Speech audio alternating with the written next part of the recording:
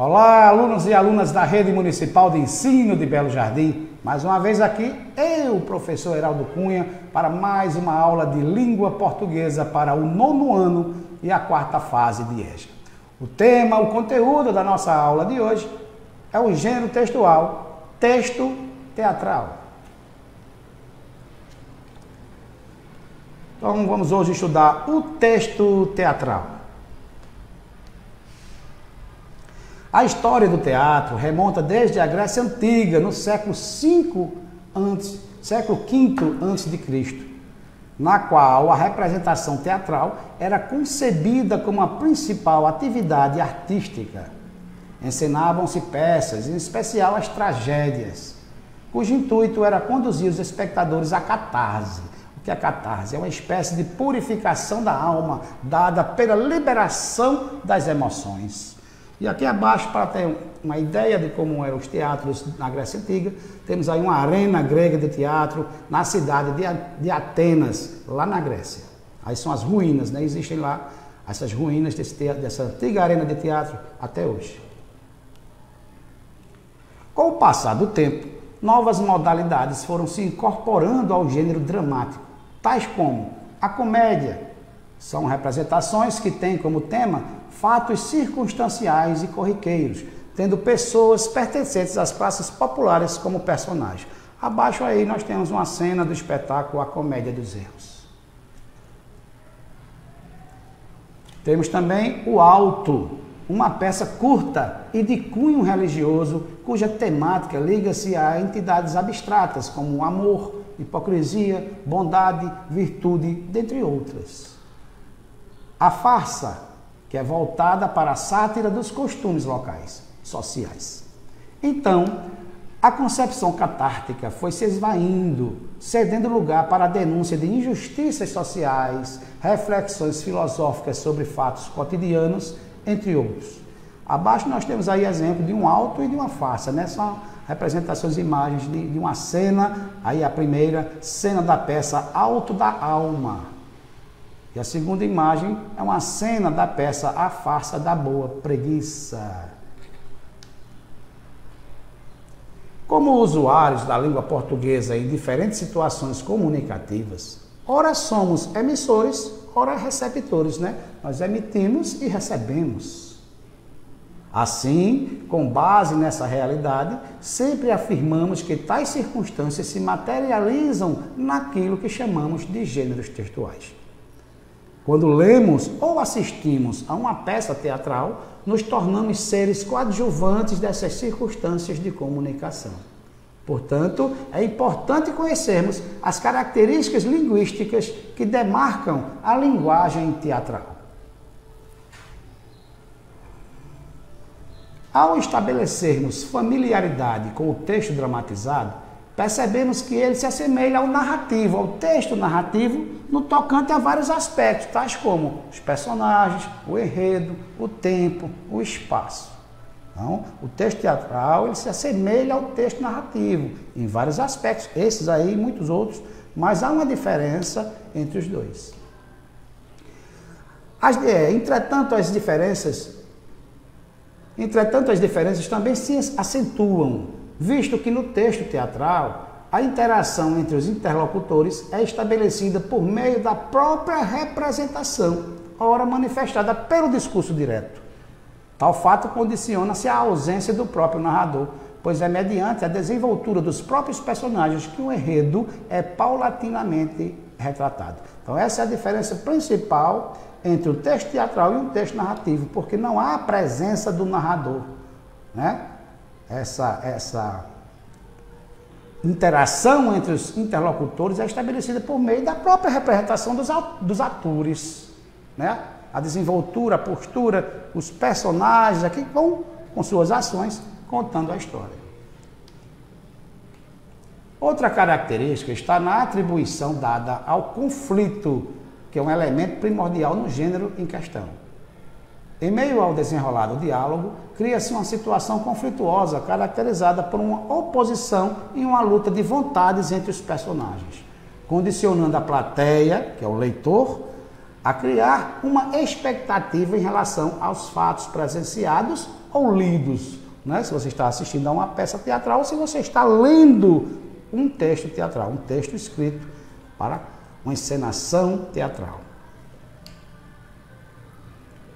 Também caracteriza o texto teatral a fala direta dos personagens e a presença de parênteses seguidos de seus respectivos enunciados linguísticos. Esses parênteses são chamados de rubricas. Então, quem escreve um texto para o teatro, os atores que vão ler aquele texto vão decorar suas falas, né? Então, feito pelo autor, rubricas. Essas rubricas elas servem para indicar alguma mudança de comportamento por parte dos atores, descrevendo os elementos que compõem a ação, como a atitude dos personagens, movimentação entre estes, postura corporal e demais procedimentos. Mais adiante veremos um texto teatral e observaremos a existência dessas rubricas.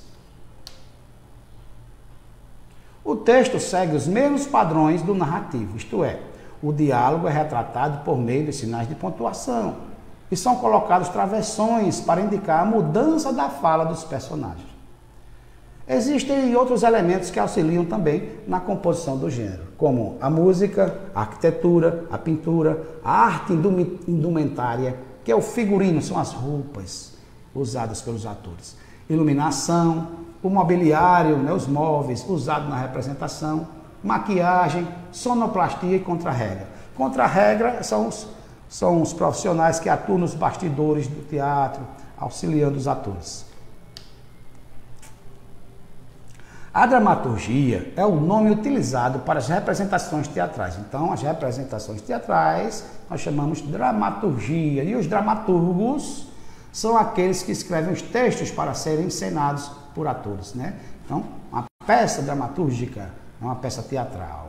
Então, os dramaturgos são os escritores, né? Aqueles escritores que fazem texto para o teatro.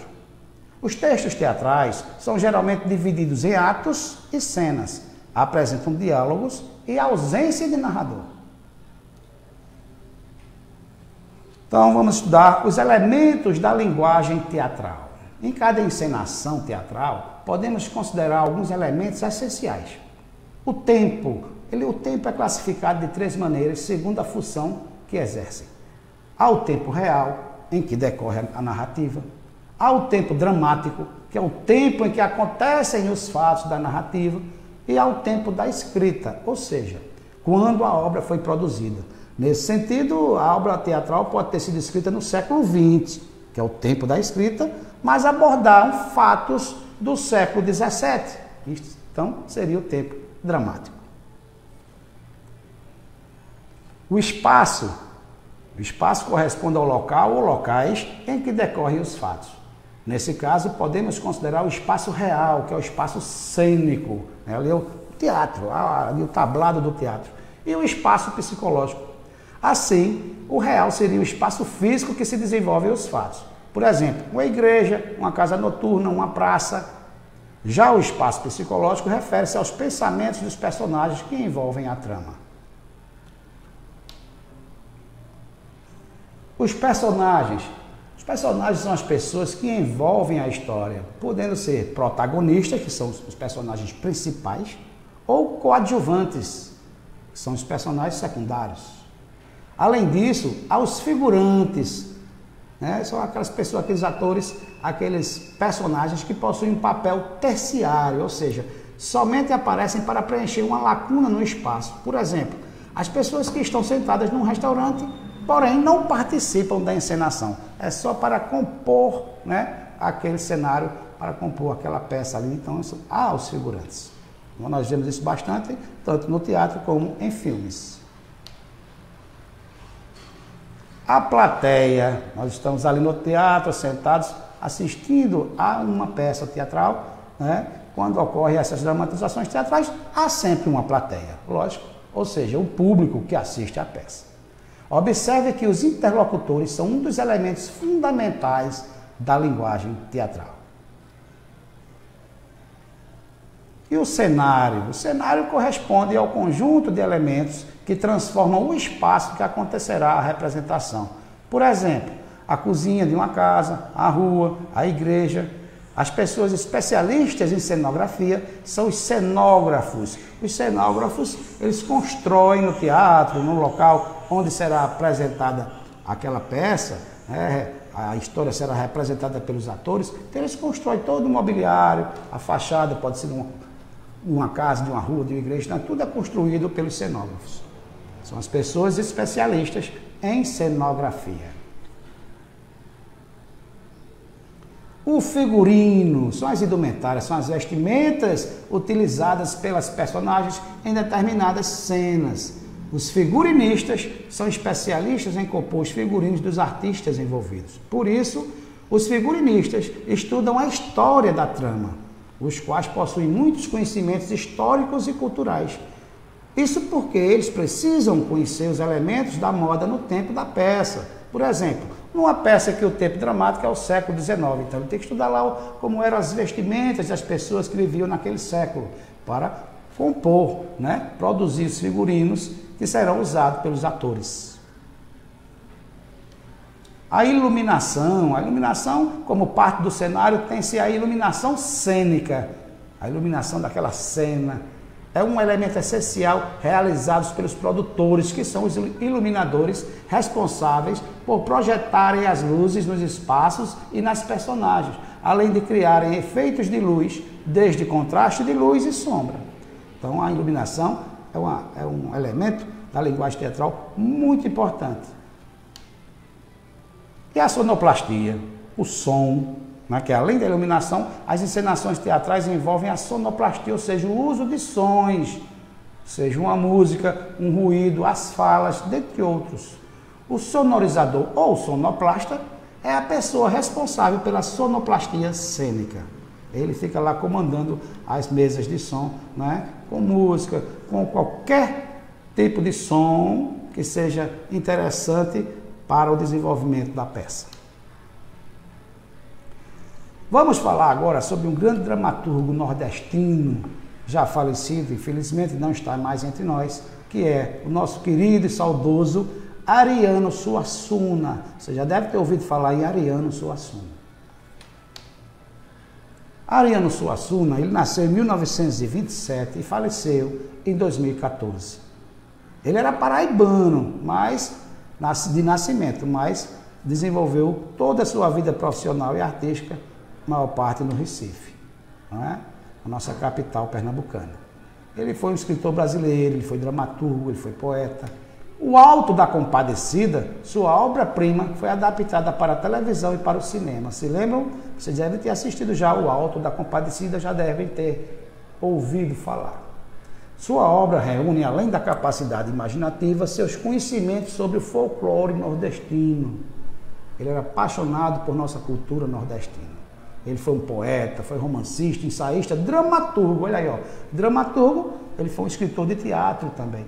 Também foi professor e advogado. Em 1989, Ariano Suassuna foi eleito para a cadeira número 32 da Academia Brasileira de Letras. Em 1993, foi eleito para a cadeira número 18 da Academia Pernambucana de Letras. E em 2000, ocupou a cadeira número 35 da Academia Paraibana de Letras.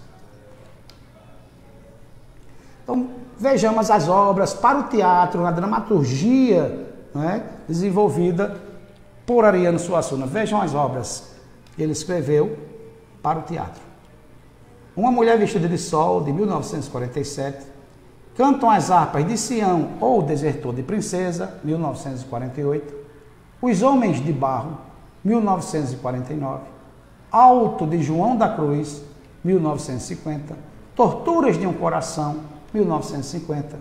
O Arco Desolado, 1952. O Castigo da Soberba, 1953.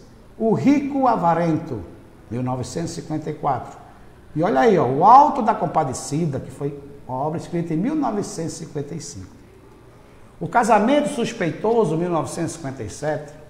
O Santo e a Porca, 1957. O Homem da Vaca e o Poder da Fortuna, obra de 1958.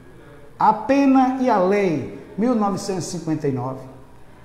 Farsa da Boa Preguiça, 1960. A Caseira e a Catarina, 1962. As Conchambranças de Quaderna, 1987. Fernanda e Isaura, escrita em 1956, mas estava inédita até 1994.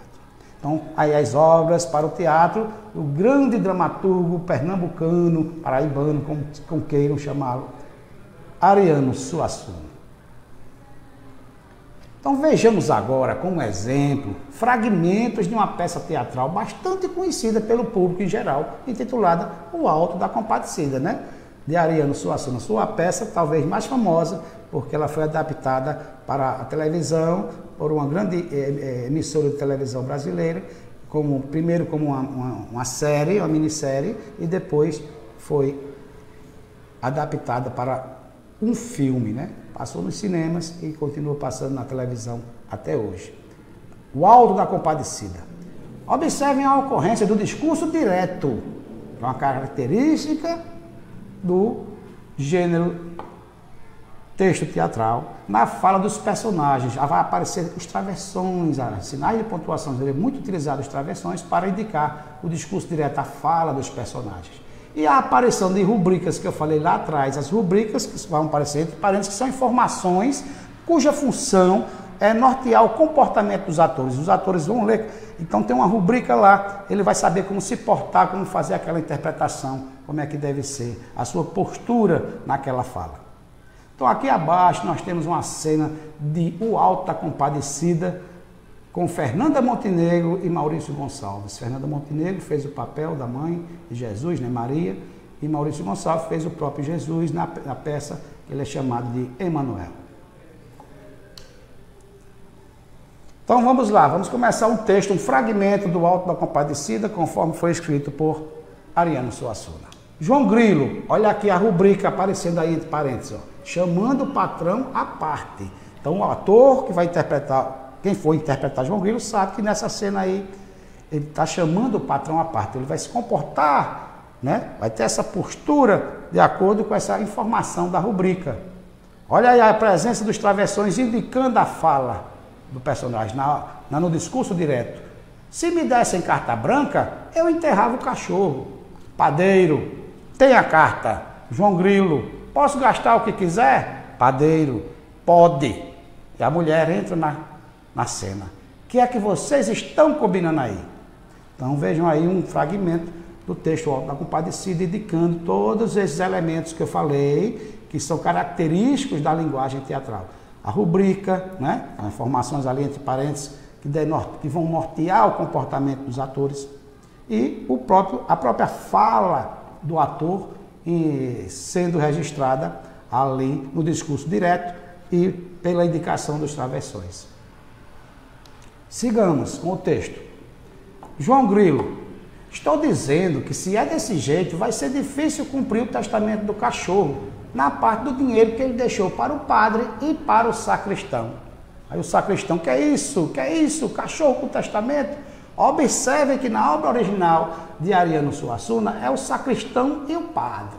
Quando a obra foi adaptada para a televisão, para a TV, a figura do sacristão passou a ser o padre e a do padre passou a ser o bispo. No filme, na série de uma grande emissora de televisão brasileira, há a presença do padre e do bispo. Mas no texto original de Ariano Suassuna era um padre e um sacristão. João Grilo, olha aqui uma fala bem grande de João Grilo. Esse era um cachorro inteligente. Antes de morrer, olhava para a torre da igreja toda vez que o sino batia. Nesses últimos tempos, já doente para morrer, botava os olhos bem compridos para os lados daqui, latindo na maior tristeza. Até que meu patrão entendeu, com a minha patroa, é claro, que ele queria ser abençoado pelo padre e morrer como cristão. Mas nem assim ele sossegou. Foi preciso que o patrão prometesse que vinha encomendar a bênção e que, no caso de ele morrer, teria um enterro em latim. Que em troca do enterro acrescentaria no testamento dele 10 contos de réis para o padre e 3 para o sacristão. Observem outro detalhe aí no texto original de Ariano Suassuna, que era um cachorro, né? O gênero do cachorro era um macho, um animal macho. Na série ou no filme, é uma cachorra, né? É o testamento da cachorra. Aí na original era um cachorro. Aí o sacristão enxugando uma lágrima, olha aí uma rubrica, então o ator lê, então ele vai se sentir muito triste, ou fingir que está triste e vai enxugar uma lágrima. E a fala dele, que animal inteligente, que sentimento nobre, calculista, já está calculando. E o testamento, onde está? Então o sacristão já se interessou em fazer o enterro da cachorra, ou do cachorro. João Grilo, foi passado em cartório. É coisa garantida, isto é, era coisa garantida, porque agora o padre vai deixar os urubus comerem o cachorrinho, e se o testamento for cumprido nessas condições, nem meu patrão, nem minha patroa estão livres de serem perseguidos pela alma. Aí Chicó, olha, escandalizado, pela alma? Então, essas rubricas já norteiam como deve ser a fala, como deve ser o comportamento do personagem. Aí João Grilo diz, alma não digo, porque acho que não existe alma de cachorro, mas a assombração de cachorro existe e é uma das mais perigosas. E ninguém quer se arriscar sem a de respeitar a vontade do morto. Aí a mulher, 2 vezes, ai, ai, ai, ai, ai. Pronto, isso aí ela chorando lá pela morte do cachorro ou da cachorra. Então o sacristão cortante, interrompendo. Que é isso, que é isso? Não há motivo para essas lamentações. Deixem tudo comigo. Então aí ao lado, a imagem do Alto da Compadecida do filme, né? Ou o filme ou a série. No caso é o disco 1, é o filme, é o DVD com o filme, o Alto da Compadecida. Não é? João Grilo foi interpretado pelo ator Matheus Nastergaio e Chicó pelo ator Celton Mello. Muito bem, então vimos hoje a aula de língua portuguesa para o 9º ano e a 4ª fase da EJA, o gênero textual, texto teatral. Observamos aqui as diferentes, as características que compõem este gênero e os seus elementos na linguagem teatral. Vimos um pouco de Ariano Suassuna, um grande dramaturgo, não é, pernambucano, nordestino, e uma de suas obras mais famosas que foi O Alto da Compadecida. Muito obrigado pela sua atenção, sou o professor Heraldo Cunha e até a próxima aula, se assim Deus nos permitir. Tchau, tchau!